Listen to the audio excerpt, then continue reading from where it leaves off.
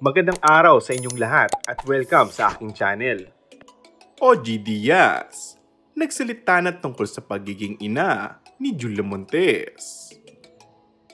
Marami nga ang na-convince na totoo talaga ang balita.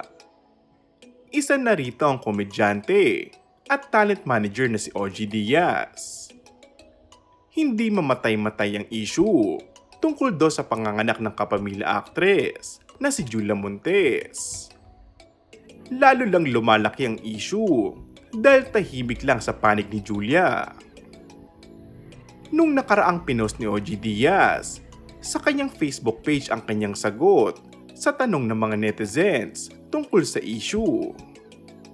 Mama Oaks, ba't di pa umamin si Julia Montes? Tanong ng netizen. Hayaan niyo muna siyang namnamin ng pagiging ina. Sagot ni OG. Hintayin natin si Julia. In time, magsasalita din yun.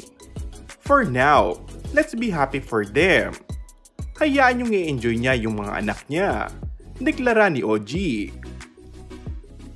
Matatandaan na naging usap-usapan ang di umunoy ng anak na si Julia Montes.